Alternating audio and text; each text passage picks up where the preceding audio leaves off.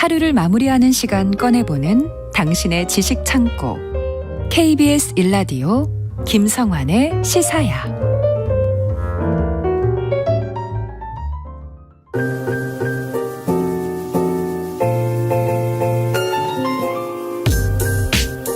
흥미로운 미술 세계로 안내를 드리는 시간이죠. 미술랭 가이드 오픈갤러리 홍재 디렉터 나와 계십니다. 안녕하세요. 네, 안녕하세요. 네, 이제 설 앞두고 있는 상황인데요. 그러게요. 어떻게 설 명절 때 시간 보내실 계획이세요? 저는 명절에 유독 기혼자분들이 부러워하는 호롤 단신이라서 네. 저만의 자유 시간을 갖습니다. 일부러 강조하시는 것 같은데. 진행자님은 어떠세요? 저는 가족들하고 보낼 생각입니다. 네. 너무 뻔한 얘기를 하고 있는 것 같다는 생각이 드는데요. 네. 네. 그렇죠. 명절을 가족과 함께 보내야죠. 그럼요. 저는 그러지 못해요. 이렇게 좀 슬픈 시간을 보낼 것 같은데요. 네. 네, 그러고 보면 어릴 때에는요, 저는 한복도 입고 심지어 막 댕기도 따고 때우시라 그래가지고 다 사주기도 하고 막 그랬잖아요. 설빙도 차려 입고 네. 이랬던 때가 있었던 것 같아요. 이제 다 같이 모여 앉아서 전도 붙이고 뭐 윷놀이 같은 것도 하고. 맞아요. 근데 요즘은 확실히 1인 가구나 비혼자가 많이 생기면서 이제 가족 단위의 문화가 많이 없어진 것 같기는 한데요.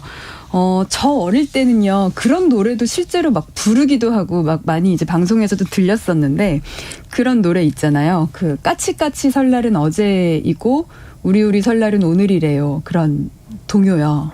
홍재 디렉터 나이가 나올 것 같은데 요즘은 잘 안 부르는 것 같은데. 요즘에는 모르는 사람들이 많으려나요? 옛날에 TV에서도 많이 들었어요. 그렇죠. 네. 그래도 이제 들으시는 분들 중에는 많이들 알고 계시지 않을까 싶은데요. 이 노래 들으면서 혹시 궁금하셨던 적 없으세요? 왜 까치의 설날은 어제지라고. 이유를 들은 것 같은데. 들어보신 적 있으세요? 다 까먹었어요. 잊었어요. 그러셨구나. 네. 우선은 이 동요는요, 1924년 일제강점기 시절에 일본 노래밖에 없던 시기에 작곡가 윤극영이라는 사람이 지은 동요입니다. 네. 그런데 왜 하필 수많은 동물 중에 까치냐? 아마 제가 말씀드리면 기억이 새록새록 나실 것 같은데요. 네. 우선 설날의 설이라는 말이요. 그 해 첫 번째로 만나는 날이기 때문에 낯설다라는 말에서 유래되었다고 해요. 올해 처음 맞는 이제 낯선 첫 날이다라는 뜻으로.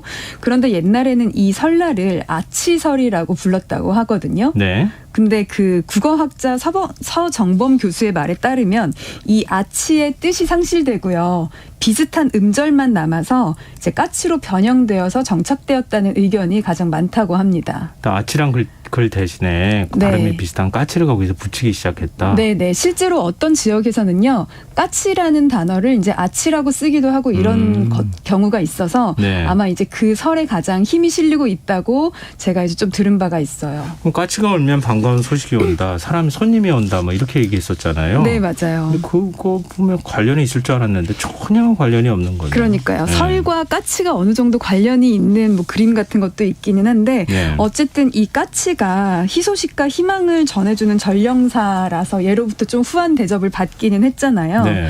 말씀처럼 까치가 울면 복이 온다. 그래서 이른 아침에 집 앞에서 까치가 우는 소리를 들으면 반가운 손님이나 기쁜 소식을 하루 종일 기대했다고도 하고요.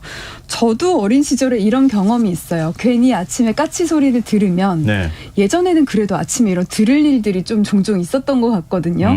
근데 그러면 괜히 기분이 좋고 이랬던 경험이 있는데 요즘에는 들어본 적이 없네요. 보통 아니, 차를 드라마에서 타고 보통 다니고. 그렇게 많이 했잖아. 네. 까치 이렇게 울면 누가 오려나 이렇게. 맞아요. 그런 대사도 있고 그런 거에 익숙해져서 그런지 저도 실제로 까치 소리를 들으면 괜히 기분 좋고 이랬는데 우리나라에 공식적으로 국조는 없는데요. 많은 분들이 까치를 국조로 알고 계시기도 하고. 아니, 지금 유해조수로 지정돼 있어요. 요즘에는 또 그렇죠. 네, 맞아요. 네, 이제 하도 국식이나 이제 이런 것들 그렇게 한다고 해요. 어쨌든 예전에는요, 잡귀의 침입을 막아준다고 해서 까치 호랑이 그림을 대문이나 벽에 걸어두고 새해를 맞이하면서 기쁜 소식을 기다렸던 때도 있다고 하거든요. 그래서 오늘은요, 요 민화 얘기 한번 나눠볼까 합니다. 까치가 등장하는. 까치 호랑이? 네. 이것도 지금 낯선데요. 그러세요? 그림 보시면 딱 아실 건데. 그래요? 네, 호랑이가 가운데 크게 그려져 있고 거기에 이제 그 까치가 구석에서 이렇게 호랑이를 쳐다보고 있는 그런 그림인데요. 본 듯도 하네요. 네, 아마 보시면 아실 거예요. 네. 네. 근데 사실 민화에 대해서는 네. 뭐 이런저런 뭐 계기를 통해 가지고 접할 기회는 있었는데요. 네.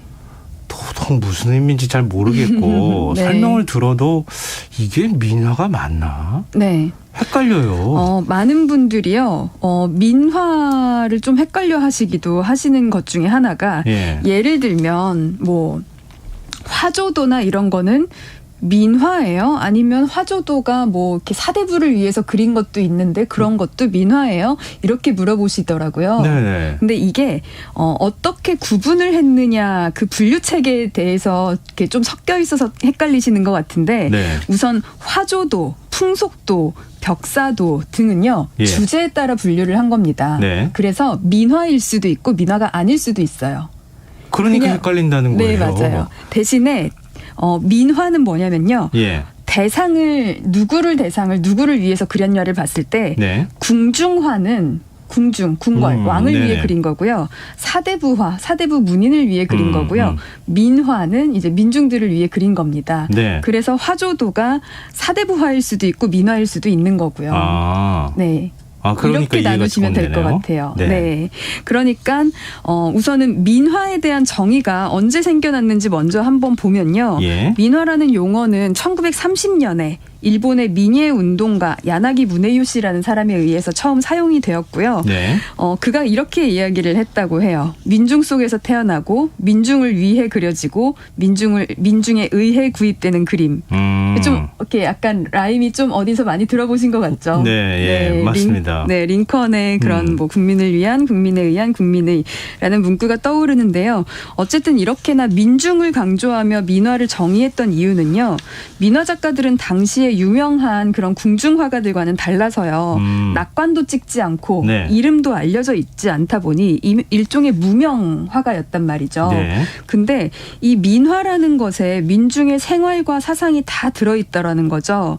게다가 궁중화처럼 그 정해진 엄격한 규율도 없잖아요. 네. 그러다 보니까 화면 구성도 더 자유롭고 어떻게 보면 규율이 아니라 진짜 삶의 그런 생활 감정이나 이런 것들이 다 녹아들어 있다라고 볼 수가 있는 거죠. 네. 그래서 이제 일본에서는 먼저 이렇게 그 야나기 무네요 씨가 문예 운동을 하면서 민화라는 용어를 창안을 하게 된 거고요. 네. 우리나라에서 의식적으로 민화에 관심이 쏠리기 시작한 건 1960년대 무렵이 처음이거든요. 예. 근데 그 전에는 정통 미술사에서는 굉장히 소외되었었어요. 그래서 연구의 대상이 되지 않다가 70년대 후반 민화 사재기 열풍이 있었다고 해요. 이제 이 당시는 제가 활동하지 않았던 시기라서 잘 모르지만요. 네. 그랬다가 이제 민화에 대한 관심이 점점 높아졌다고 하고요. 근데 여전히요. 지금까지도 그 학술적인 개념은 확립되지 않은 상황이라고 볼 수가 있습니다. 대신에 아까 말씀드렸듯이 당시의 시대상이나 생활 감정을 굉장히 잘 담은 우리 민족의 문화유산이라는 생각은 들고요. 그럼요. 인간이 제일 뭐 길게 살아도 100년이라고 보통은 얘기하잖아요. 네. 그러면은 그 이전의 역사는 금방 잊혀지거든요. 네.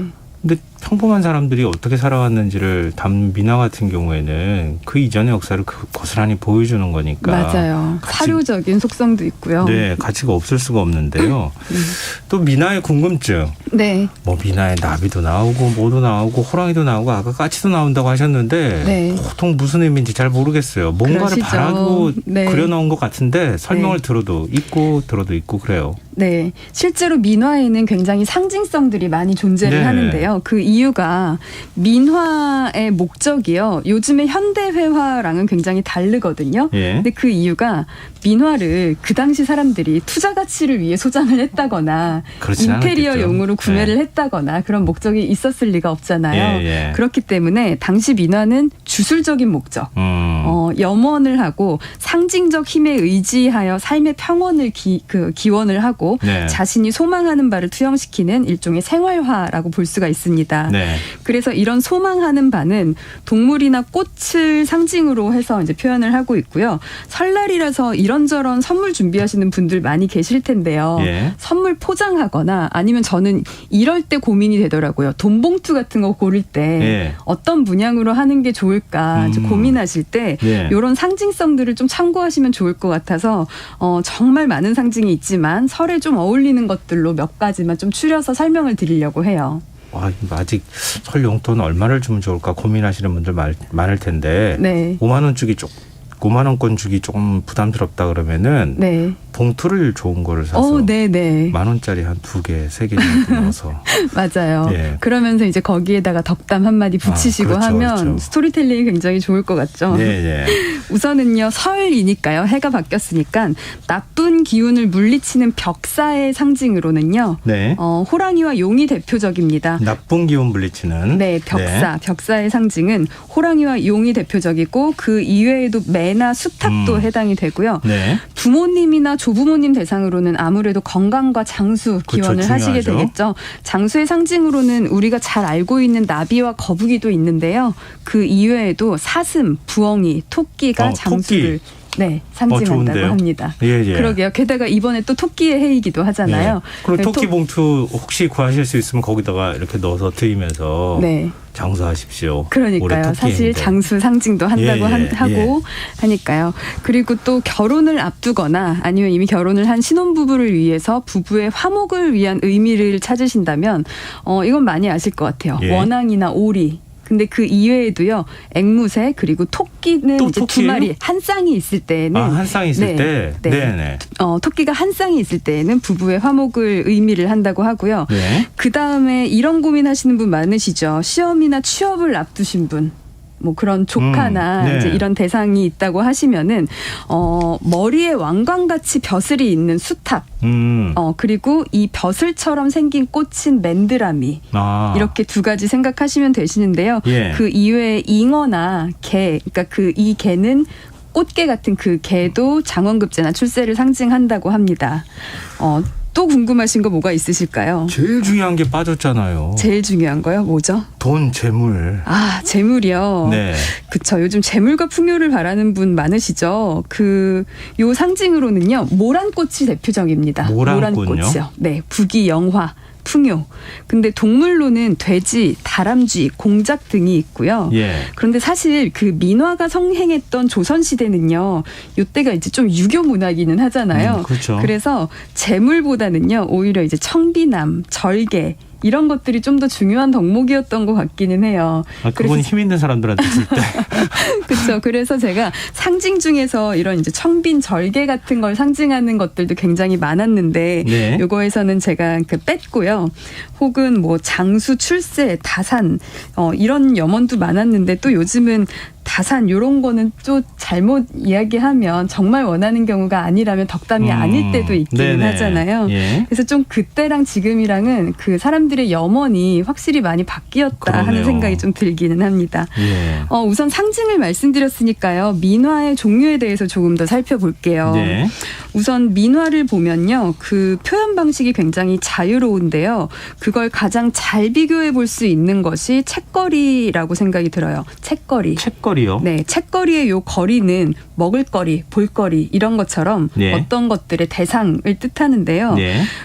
왜 책거리가 가장 잘 비교해 볼 수 있다고 생각이 드냐면 궁중에서 먼저 시작해서 민화로 내려왔거든요.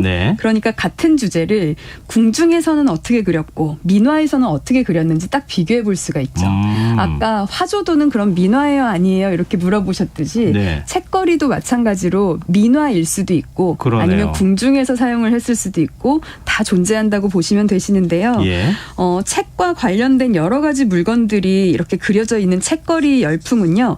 조선 22대 왕 정조 때 시작이 되었습니다. 아, 그래요? 네. 그런 그림은 본 것 같은데 이게 맞는지 모르겠는데요. 책 네. 이렇게 서재 쌓아둔 것 같이 이렇게 돼 있고 한쪽에 뭐 이렇게 붓이나 이런 맞아요, 거. 맞아요. 정확히 맞으세요. 아, 네. 예. 네. 그 병풍 같이 이렇게 만들기도 하고 그렇지 않나요? 네, 맞습니다. 네. 지금 딱 그 설명을 드리려고 했는데요.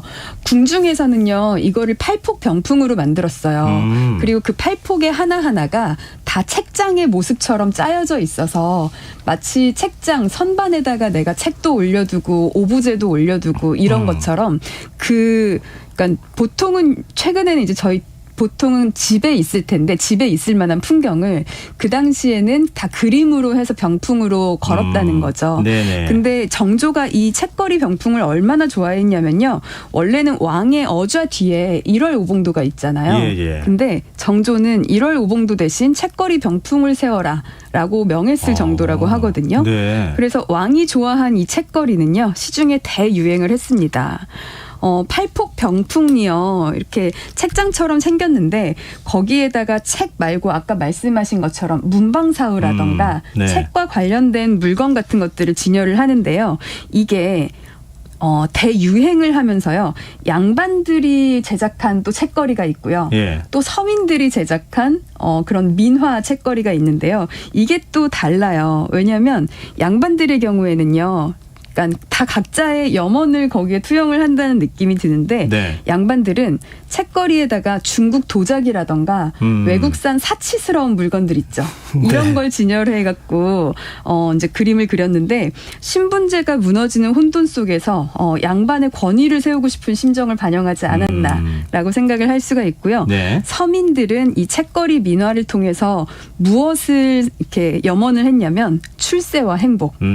네. 그렇죠. 어릴 때 요즘에는 많이 달라진 것 같은데 공부만이 살 길이다. 우리 뭐 장남이나 뭐 이제 가족 중에 공부를 잘하는 자녀가 한 명 있으면 네가 우리 집을 살려야지 공부 열심히 해라 하면서 이렇게 모두가 다 염원했었잖아요. 예. 이 당시에는 그게 더 심했던 것 같아요. 출세의 길이라고 하는 거는 신분을 바꿀 정도의 출세는 이렇게 장원급제하는 거라던가 이래서 책거리를 통해서 출세를 많이 빌었는데요. 예.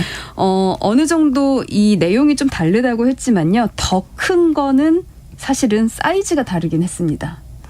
작품의 아까 사이즈. 정조 임금은 팔폭 병풍이라고 하셨잖아요. 네.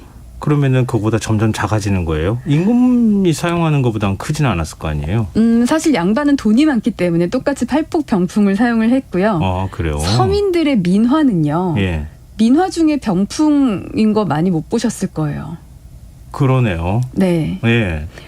생각을 그 그림 하나짜리 맞아요. 그냥 보통 우리가 생각하는 그냥 종이 한 장짜리 그림 그런 것이 보통 민화인데요. 네. 생각해 보시면 좁은 집에 팔폭 병풍을 세워두면 아무리 그게 출세와 행복을 염원하는 거라고 한들 그 집이 얼마나 좁아지겠어요. 아, 그러네요. 네, 이게 되게 현실적인 이유인데요. 그렇죠. 네, 그래서 서민들은 책거리를 병풍 대신에 우리가 생각하는 보통 이렇게 한 장의 그림의 형태로 즐겼는데요.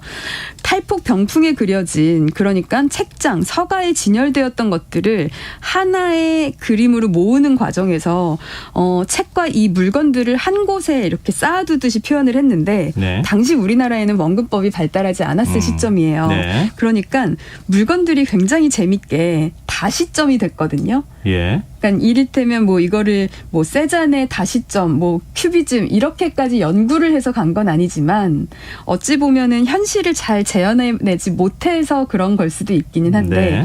지금 와서 보기에는 이런 것들이 또 굉장히 재밌는 그림의 맛이 되거든요.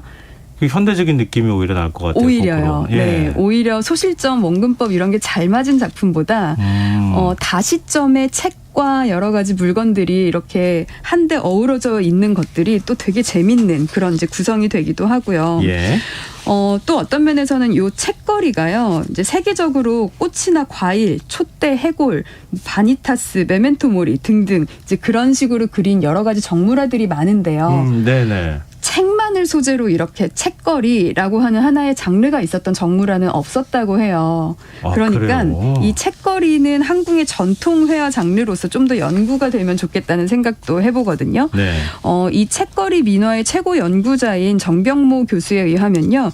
조선의 책거리를 세계에 알려야겠다고 생각하고 미국에서 특별전을 했는데 뉴질랜드 국립중앙박물관에서 책거리를 구입하겠다고 연락이 와서 문화재청에서 구입한 첫 사례도 있었다고 하거든요. 그래서 아까 말씀드렸듯이 어떤 세잔의 그런 사과 정물이 다시점에 의해서 그려졌듯이 그리고 이것이 그 이후 사조에 영향을 끼쳤듯이 만일 우리나라에도 당시 미술이 좀 더 발달할 수 있는 사회였다면 지금과는 좀 다른 미술사가 존재하지 않았을까 하는 생각도 좀 해보게 되더라고요. 그러면은 오히려 서양에서 지금 책거리를 우리가 그린다 하더라도 그것도 굉장히 독특하게 받아들이겠는데요. 재밌을 것 같아요. 네. 최근에 현대미술가들이 굉장히 현대적인 그런 회화로 책거리를 소재로 차용을 하기도 하고요. 네. 네. 근데 지금 민화 가운데 네. 꽃이나 아니면은 벌레 같은 거 들어가는 것도 있잖아요. 맞아요. 네. 화조도 초충도 네, 회화도 네. 이런 것들이 조금 더 익숙한 민화라고 네, 생각하실 맞아요. 것 같아요. 예. 근데 이제 사실 민화가 알려진 작가가 없다 보니까 누구의 어떤 작품을 알아보자라고 하기가 지금 좀 어렵기는 하거든요. 그래서 민화는 대신에 이제 좀 더 그 표현력이 그러니까 궁중회화에 비해서는 좀 더 자유로웠구나 정도로만 그냥 생각을 해주셔도 될 것 같고 예. 오늘은 여기서는 좀 더 알려진 화조도나 초충도를 설명해 드릴까 하는데요. 저희가 작년 9월에 추석 때쯤에 집회에 들어있는 그림 얘기를 한번 나눈 적이 있었어요. 굉장히 재밌게 들었어요. 네, 못 들으신 분들도 있으실 것 같아서 이번에 빳빳한 신권 집회로 또 바꾸셔서 세뱃돈 주시고 이러실 거잖아요. 네. 근데 이제 돈에 들어있는 그림이 모두 다 민화라고 볼 수는 없지만 민화에 나오는 소재와 그 상징이 비슷해서 아주 간단히 한 5,000원권 한 장만 소개를 드리면 좋겠다고 생각을 했어요. 왜냐하면 5,000원권 안에 그 화조도가 있거든요. 아, 그러면 줄 때는 10,000원권 주고 보여줄 때는 5,000원권 가지고 설명해도 될 것 같은데요. 아니면 주시려는 것보다 5,000원 한 장 더 껴서 주시는 것도 괜찮으실 그것도 것 같아요. 방법이겠네요. 네. 왜냐하면 5,000원권에 들어있는 그 뜻이 굉장히 이제 많은데요. 네. 거기에 들어있는 그림이 신사임당 초충도 병이라고 하는 팔폭 병풍. 우선 병풍이니까 민화는 아니겠죠. 네. 네, 그 병풍에 있는 것 중에 세 폭의 그림을 조합을 했는데요. 거기 나오는 상징물이 수박과 여치는 자손의 번성, 그리고 나비는 장수, 그리고 여기 이 꽃이 무슨 꽃인지 잘 몰라 하시는 분들이 많은데 여기에 네. 맨드라미 꽃이 존재하거든요. 아까 맨드라미는 수탉의 벼슬과 비슷하다 그래서 출세를 상징한다 네. 그랬잖아요. 높은 관직이나 출세, 뭐 이렇게 시험에 합격 이런 거를 상징하기 때문에 5,000원권 한 장을 주시면요. 장수도 하고 자손도 번성하고 출세도 하라는 의미가 담겨 있거든요. 아까 말씀하신 것처럼 그거 괜찮네요. 네, 괜찮죠. 10,000원짜리 3장 주지 말고 5,000원짜리 6장 주면 훨씬 많이 받은 것 같잖아요. 그러니까요. 그것도 좋을 것 같고 아니면 10,000원짜리 2장이랑 5,000원짜리 한 장 더 주시면서 그 5,000원에 대한 소개해 주셔도 좋으실 것 같아요. 시험에 합격해라 라거나 이렇게 설명해 주면서. 네, 맞아요. 그거 괜찮은 아이디어인 것 같아요. 네. 근데 10,000원권하고 50,000원권은 혹시 안 들어가 있어요? 사실 50,000원권에는요. 10,000원권에는 뭐 천체망원경 같은 그런 발명품이 들어있고 예. 50,000원권에는 그 월매도 풍주도 등 그 사대부의 청빈을 상징하는 그런 게 있어서 또 이제 설날에 이런 민화적 속성의 상징과는 다를 것 같아요. 근데 앞서 까치호랑이 얘기하셨잖아요. 그러니까요. 그거 마지막으로 좀 말씀해 주셔야 될 것 같아요. 시간이 많이 없는데 네. 까치호랑이가 사실 새해에 가장 잘 어울리는 민화라고 생각이 드는 게요. 네. 이게 호작도라고 부르거든요. 네. 호랑이와 까치가 있다 그래서. 근데 이게 보통은요. 그 궁중화에는 호랑이나 용이 등장하거든요. 예. 청룡백호도 같은. 예. 근데 까치 호랑이는 보시면 호랑이가 굉장히 우스꽝스러운 맞아요. 모습으로 들어가 있어요. 예. 그래서 원래 호랑이는 애군을 쫓아내는 벽사의 의미, 까치는 길한 기운을 가져오는 길상의 의미, 소나무는 이제 푸른 솔잎을 유지해서 건강과 장수를 상징하기도 하는데 여기에 더 추가된 내용은 그 해학적인 느낌 있잖아요. 네. 보통 우리나라의 민화에 있는 그 우스꽝스러운 호랑이가 상징하는 것이요. 힘은 센데 바보 같은 모습, 즉 지배층을 의미를 하거든요. 아. 그리고 까치는 그걸 굉장히 의기양양하게 쳐다보고 있어요. 예. 그래서 지배계층에 대한 불만과 사회 비판의 그런 해학적인 표현이 같이 들어있는 작품이라고 보실 수 있을 것 같습니다. 알겠습니다. 우리 새로운 세계를 좀 우리한테 안내해 주셨는데요. 설 잘 보내시고요. 네, 오늘 새해 복 설명- 많이 받으십시오. 예, 설 잘 들었습니다. 미나 얘기 잘 들었습니다. 네, 자, 미술랭 가이드 오픈 갤러리 홍재 디렉터와 함께했습니다. 고맙습니다. 감사합니다. 김성환의 시사 오늘 순서 여기서 마칩니다. 모바일 쿠폰 당첨자는 홈페이지 공지사항에서 확인하실 수 있습니다. 편안한 밤 되십시오.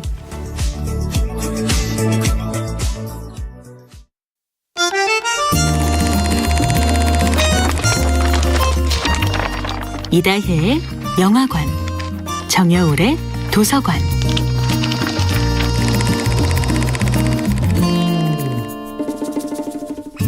안녕하세요. 여러분과 아름답고 풍요로운 책 이야기를 나누고 있는 작가 정여울입니다.